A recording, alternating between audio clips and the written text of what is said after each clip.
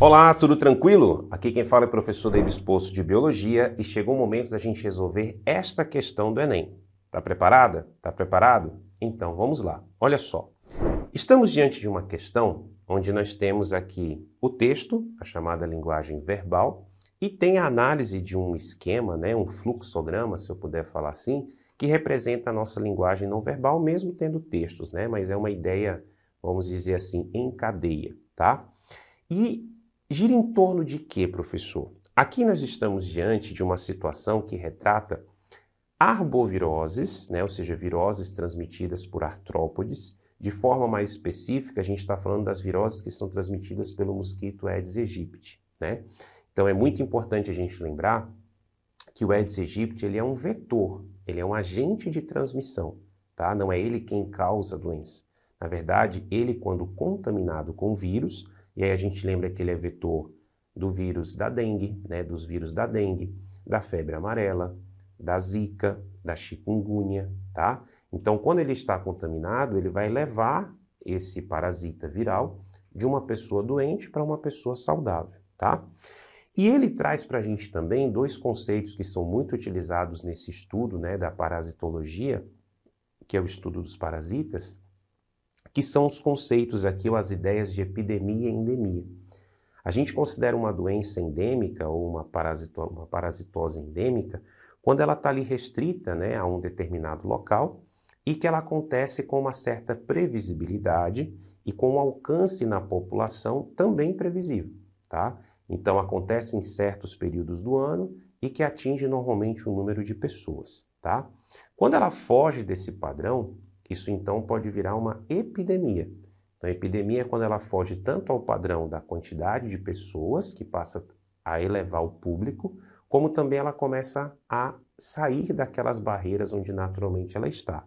Lembrando que quando ela toma proporções mundiais, aí a gente chama isso de pandemia, tá? Muito bem. Agora, vamos fazer então a interpretação daquilo que representa a linguagem não verbal, que é a imagem, mas antes eu vou ler só o último trecho do texto, tá? Que diz assim, ó. Parte de uma análise da relação entre a urbanização e a incidência dessas doenças está relacionado no fluxograma. Então, o que é que diz o fluxograma? Ó, ele começa mostrando a urbanização, que leva, né, à ausência de saneamento básico, que leva à contaminação da água, que leva à redução da biodiversidade aquática, que leva a riscos à saúde humana.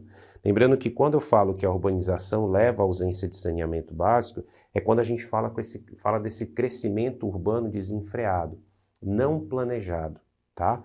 Onde as cidades elas vão crescendo sem um planejamento e acaba acontecendo ocupações de territórios, acaba não se tendo assistência aí de disponibilidade de água tratada, recolhimento de esgoto, e aí começa a ter esses impactos, tá bom? Agora vamos para o comando? Olha o comando, ó. Nesse contexto, a urbanização está causando riscos à saúde humana, por quê? Qual a relação da urbanização com esses mosquitos, né?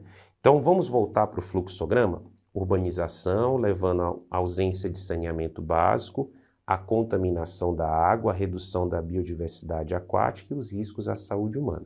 Então, vou começar pela alternativa A.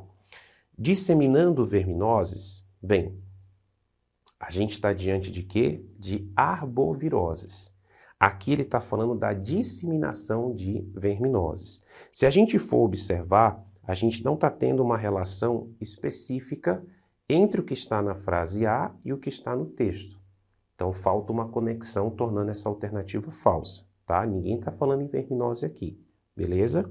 Alternativa B, causando a eutrofização de lagoas. Bem, quando a gente fala de eutrofização, a gente não pode esquecer que nós temos ali um processo de aumento da disponibilidade de nutrientes na água, levando a uma proliferação dos seres aeróbicos, reduzindo a taxa de oxigênio, levando à morte desses seres aeróbicos, né? E aí a gente tem uma água que se torna imprópria, tá?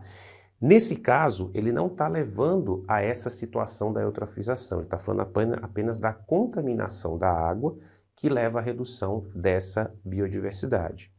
E aí ele traz na alternativa C, Aumento da chance de contato com coliformes? Bem, é outro detalhe importante. Os coliformes, eles vão estar quando a gente fala da ausência do saneamento básico. E as arboviroses, elas não estão ligadas aos coliformes fecais. Os coliformes fecais, eles estão associados à presença de parasitas nas fezes. Então a gente fala em coliformes fecais quando a gente fala em doenças que estão associadas ao trato digestório, que não é o caso, tá? Alternativa D, diminuição da população de predadores aquáticos. Opa, lembra que o Aedes aegypti ele se reproduz na água, que a gente tem uma fase larval que se desenvolve lá naquela camada superficial da água? Pois é, tem predadores que se alimentam dessas larvas. Mas a partir do momento que eu contamino a água e eu reduzo a biodiversidade aquática, eu estou reduzindo a quantidade de predadores naturais do mosquito. Então isso pode favorecer o quê?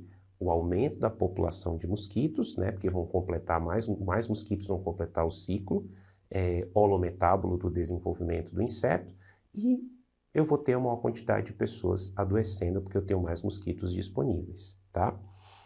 Então está correto. E a alternativa é aproximando as pessoas das áreas de ocorrência dos mosquitos. Não.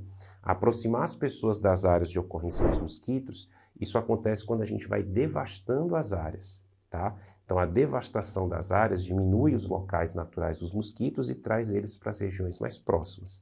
Só que nesse caso, esse ponto não foi colocado aqui no fluxograma. Tudo bem?